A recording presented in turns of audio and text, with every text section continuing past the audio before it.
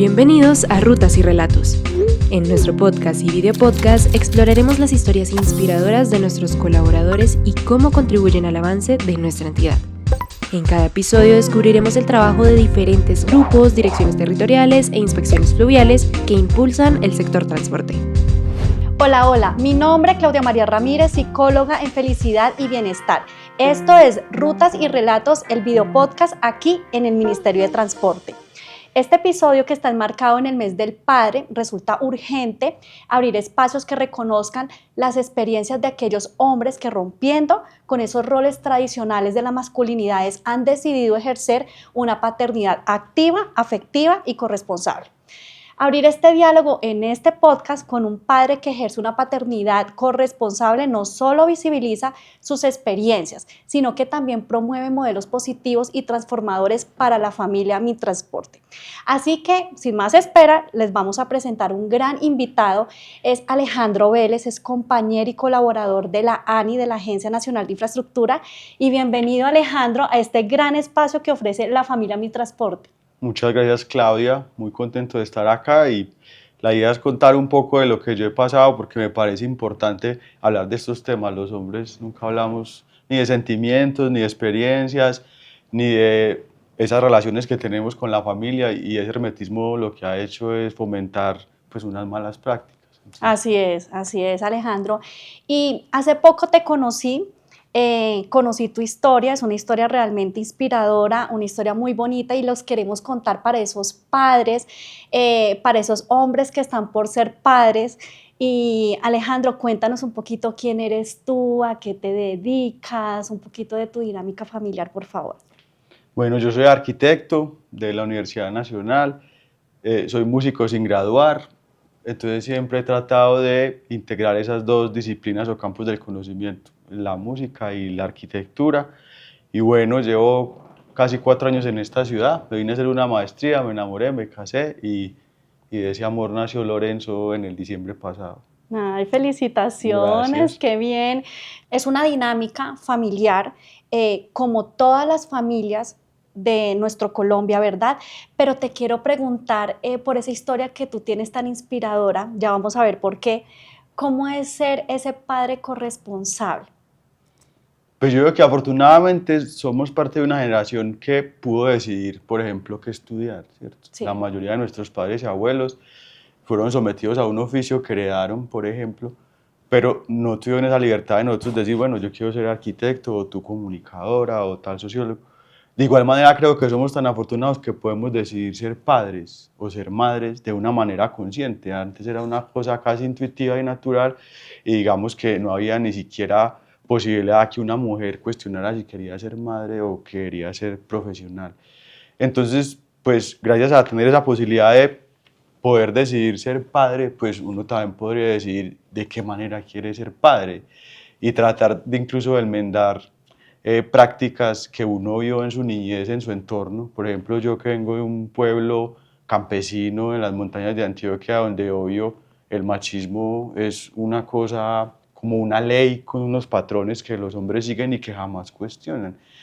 Y entonces salirse de ahí no es bueno o malo, sino que hay que ser coherente pues con esa práctica. Entonces digamos que así como decidí qué arquitecto ser, pues quise decidir qué padre ser, porque además en la medida que vos indagas en cualquier cosa, ves que los hombres tenemos una deuda con nuestras madres, con nuestras hermanas, y probablemente ojalá no con nuestras hijas o hijos. Entonces pues eso fue lo que me llevó a tratar de ser muy consciente de esa decisión de ser padre y cómo asumirlo de una manera responsable y equitativa, digamos, que no lo vi como nieto ni como hijo.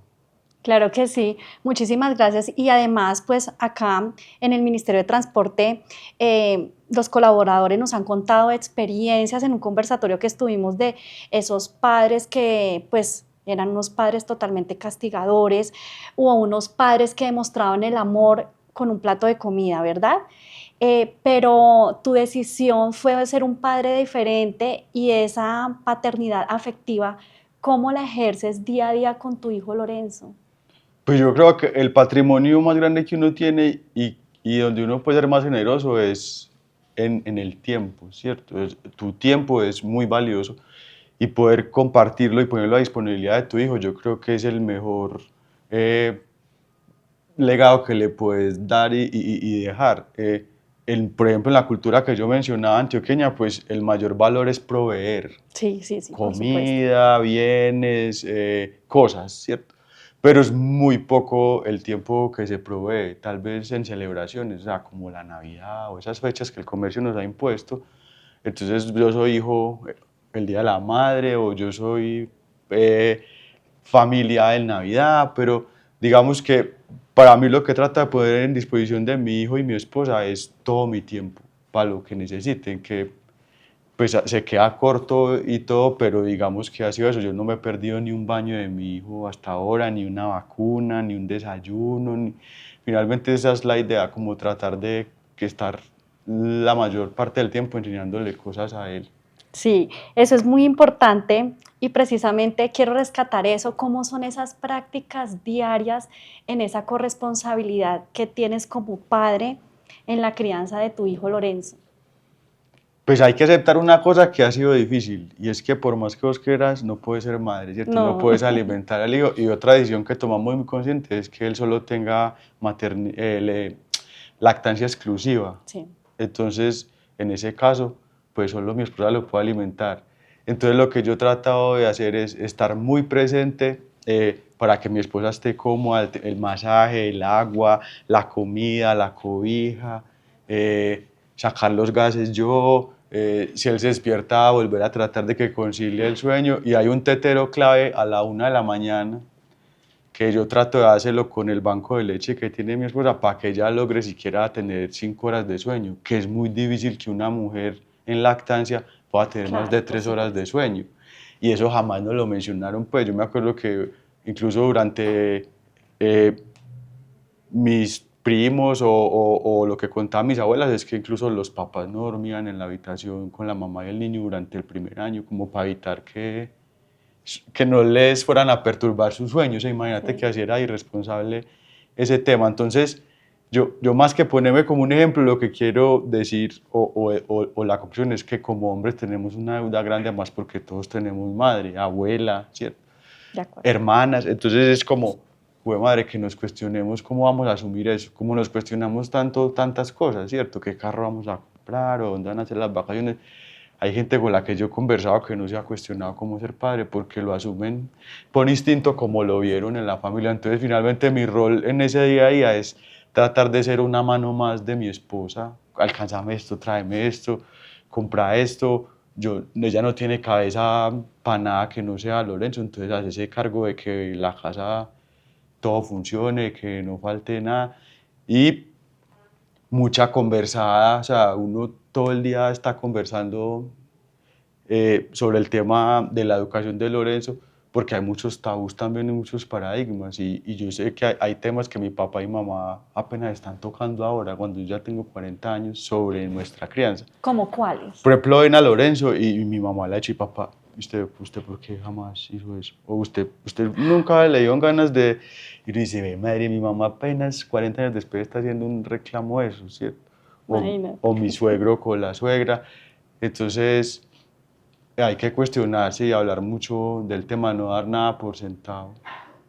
¿Y cómo haces con tu pareja para poder aceptar esas opiniones o esas formas tradicionales de crianza con tu hijo de parte de los abuelos paternos y maternos? ¿Cómo es esa opinión, esa conclusión que ustedes pueden generar y decir, bueno, en la crianza de nuestro hijo yo creo que vamos a hacer esto y esto, pero tal vez esto no lo vamos a practicar, que fue la crianza que nosotros tuvimos? ¿Cómo hacen ese equilibrio? Pues eso ha sido muy difícil porque también es aceptar que en la crianza de uno hubo muchos errores, porque uno obvio romantiza a los papás y romantiza la infancia y uno está muy agradecido pues por muchas cosas, pero hay cosas que uno debe tener la capacidad de aceptar y que no debería repetir. Por ejemplo, en mi caso, los castigos físicos. Eso pues, o digamos que también en esa cultura paisa se maldice mucho o se usan muchas malas palabras por cualquier cosa. Entonces, por ejemplo, en la familia de mi esposa no. Entonces ella me hizo ser consciente de ¿Tu eso. esposa de dónde es? Mi esposa es cucuteña. Ah, cucuteña.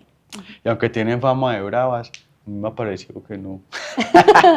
No Que digas no, lo contrario. sí, me ha parecido, o al menos en el caso de la familia de ella, como una familia muy tranquila. Entonces ella fue la que me hizo ser consciente de que yo renegaba muy fácil de cosas muy absurdas sin sentido, que no hay necesidad de renegar. Entonces ella me dice, ¿usted quiere que Lorenzo aprenda eso? Que a usted se le quede algo y eche un madrazo, o que a usted se le riegue algo. Y entonces, como estar abierto a que el otro te critique, y no es una manera personal de atacarte, sino de ayudarte a entender esos malos aprendizajes y cómo se desaprenden.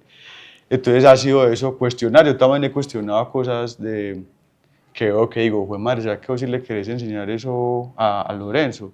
Pues a mí no me gustaría que lo aprenda. Entonces ha sido eso, como también ser muy crítico de su crianza y de su familia, agradeciendo muchas cosas, pero tratando de desaprender otras. Para eso iba y es, ¿has recibido críticas o comentarios de tus padres Sí, en la mi papá ha crianza? sido súper crítico, y entonces no ha participado mucho de estos primeros meses porque dice, no, es que ustedes son muy locos, o ustedes, entonces uno le da pena meterse, uno le da pena ayudar, pero uno sabe que es porque se sienten como en falta, o se sienten, digamos, de alguna manera como un estado crítico que no quieren aceptar. Pero sí, mi papá ha hecho varios comentarios que no, es que eso le tocas a la mamá, o es que el papá no hace esas cosas, o cosas de unos tíos también que nos visitaron. Pero finalmente, pues como digo, el ejercicio es de conciencia, uno está claro en lo que uno cree. A uno eso ya Claro. le parece es gracioso, pues a ellos no tanto, pero a uno sí le parece hasta cómico que se sientan tan aludidos por comentarios tan simples y que a uno le parecerían tan fáciles de entender. Claro. Como por ejemplo eso del tetero. O sea, para ellos es inaudito que yo me levante a darle un tetero a Lorenzo. Como, pero pues, o sea, ¿cómo te ocurre? Y otra cosa que les parece inaudito es haber estado con mi esposa un mes antes en unos talleres de respiración para estar en el parto. Ellos nunca estuvieron en un parto. Por ejemplo, el rito en el pueblo es que la mamá tenía los hijos con las hermanas y la partera, y los hombres iban a beber Ay, vea, pues hasta que naciera el hijo, y se supone que celebraban la hazaña. lo llamaban. Eso. Entonces haber estado en el parto, respirando con ella, tratando pues de contar las contracciones, de todo eso, de darle ánimo, eso es como muy raro, pues para eso hay un doctor, para eso hay una partera, eso. Entonces, sí, hay muchas críticas a eso, claro, Sí. pero uno pues las asume con el mayor cariño.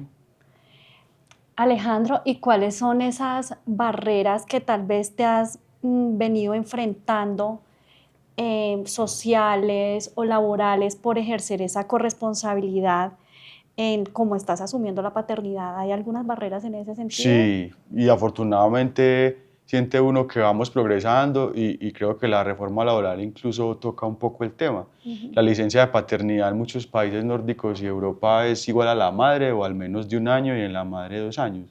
Aquí fueron 3 semanas, creo. O sea, es 3 semanas el niño y la madre todavía necesitan demasiado de uno, ¿cierto? Como padre. Entonces, primero sí, jurídico o normativo, es increíble que sea tan cortica la licencia de paternidad en este país. Esa es la primera barrera, Sí, ¿cierto? sí, de acuerdo. Y la segunda es que hay muchas cosas que uno quiere conversar sobre la lactancia, sobre el cuidado, y a veces incluso las abuelas o las tías no quieren hablar eso con uno porque se sienten incómodas. Por ejemplo, una anécdota, el tema de mi esposa, como tiene mucho exceso de producción de la leche materna, a veces le toca ponerse como una especie de toalla, pero es Con para el seno. prensitas, Sí. sí. Y preguntarle a todo el mundo qué era eso, eran como, no, o sea, como que no, como una cosa tan sencilla, yo no estoy preguntando nada raro. Entonces sí, hay muchas barreras, hay muchos tabús, y los hombres son muy machistas, pero como sociedad las mujeres lamentablemente también les han enseñado unas cosas que son machistas y que tocaría de parte y parte derrumbar. Sí, de acuerdo. Alejandro, tú me estabas contando anteriormente una historia de un convento ¿sí? Y me llamó muchísimo la atención porque yo dije, este esquema de pensamiento es un poco diferente, por eso ejerces esa paternidad afectiva y corresponsable, pero esto tiene una historia, cuéntanos esa historia. Así, como les conté al inicio, yo pues soy músico sin graduar y arquitecto y siempre he tratado de, como que en esos campos del conocimiento hay unas potencialidades. Los arquitectos como arquitectos somos súper sordos. El espacio está abocado simplemente a un tema visual desde el Renacimiento. Pero hay espacios que nos venden muy bonitos, pero finalmente estar ahí es insoportable sonoramente, ¿cierto? Hay restaurantes a los que uno ha ido con una ilusión de celebrar una fecha y ustedes, ¿qué? ¿Cómo así? El arquitecto jamás pensó eso aquí iba a sonar. Pero entonces, indagando ese pasado sonoro de Bogotá, que me interesaba mucho, y tomé como caso de estudio un lugar que se llama el Campito San José. En este momento es un bloque que hace parte integral de la planta física de la Universidad de los Andes, sí. Pero es un edificio que tiene una historia de 5 siglos. Sí. Fue primero un campo de trigo, luego un molino de trigo. Los españoles rechazaron el maíz y trataron de implantar el trigo acá y nunca les pegó, pero le bregaron. Entonces eso también fue un molino de trigo, luego fue fábrica de tejidos, fábrica de sombreros y luego fue un convento de las monjas capuchinas, creo. Ellas en ese lugar también emplazaron una casa de salud. A principios de los siglos XX en Bogotá empezaron a aparecer las casas de salud para pobres y digamos para la clase aristócrata de Bogotá. Y en esa investigación descubrí que en ese lugar recluían a las mujeres, digamos, feministas, o sea, las mujeres que querían estudiar, que tenían aspiraciones políticas, que eran lideresas. Los esposos decían, esta señora está loca. Vaya para allá. Y me encontré con un pasado sonoro bastante traumático y triste, era que la sometían a baños con agua fría a las 4 de la mañana para que se callaran, las privaban de sus hijos, o sea, una serie de cosas que ahí es donde uno dice, güey, madre, como hombres tenemos una deuda gigante y como sociedad, o sea, no más en Bogotá, haciendo un estudio de caso desde la arquitectura del sonido, mira la cosa tan triste que me encontré y que todos deberíamos saber como para que no se repita. Claro. Entonces me encontré con ese pasado sonoro de ese lugar, donde finalmente eso fue un lugar de reclusión y donde sometían a las mujeres a unas cosas súper tristes, pues, como decía ahorita, mujeres que eran madres, abuelas, hermanas, tías. Entonces, imagínate, eso pasó hace 100 años y uno todavía ve cosas parecidas, increíble. Entonces, sí, digamos que cosas como esa lo hacen a uno repensar su posición como hombre en la sociedad y como padre. Y que yo quisiera que Lorenzo no aprenda esos vicios del machismo y a ver a la mujer como la ve a la sociedad, como digamos una contrincante a nivel laboral o a nivel político. Porque digamos que para uno someter a una mujer a recluirla en un lugar de eso es porque usted la ve como una enemiga. Claro. Entonces es absurdo.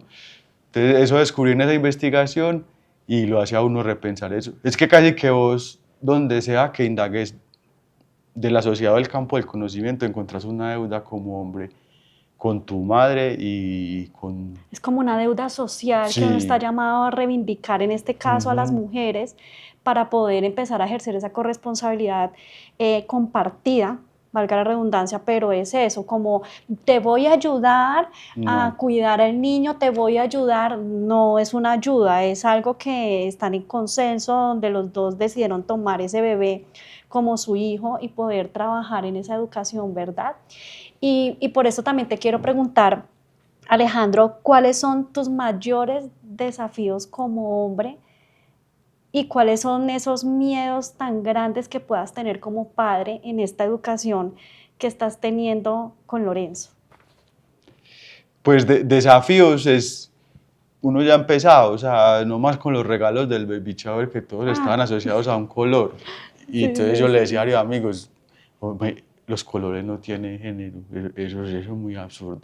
Los colores no tienen género, entonces ¿cómo le va a imponer uno eso al niño? Pues de que el azul y que... el rosado. Hay una serie de patrones que tienen que ver hasta con los colores y las formas que parecen desafíos muy grandes, ¿cierto? Por ejemplo, yo sufrí mucho cuando salí a estudiar porque no sabía cocinar. Mi mamá nunca me enseñó porque eso era para las mujeres. Entonces yo me alimenté súper mal hasta que me enseñaron a cocinar. Entonces un desafío que tengo es que Lorenzo aprenda muchas de esas cosas, sea un ser muy autosuficiente y no vea ninguna labor de la casa como una cosa de género, ¿cierto? Ujú. Eso me parece vital. Y pues yo creo que otro desafío grande que se viene es que dependiendo de Lorenzo cómo se perciba, pueda sentirse libre de expresarlo, ¿cierto? Yo tengo una hermana que, digamos, es de la comunidad LGTBI y fue súper teso para mi familia entender eso. Claro. Entonces digo, yo me tengo que preparar para eso. Lorenzo tiene que ser totalmente libre de percibirse como quiera en su género y de asumir su sexualidad como quiera y que yo sea una forma de él poder expresar eso, que yo no sea una barrera como por ejemplo lo fue para mi hermana, que la familia fue una barrera para ella expresarse como ser, pues para ser libre en su sexualidad y en su género. Entonces, esos dos desafíos me parecen tesos. Claro que sí, y es importante poder trabajar precisamente en eso y eso nos llama a la conciencia, ¿no?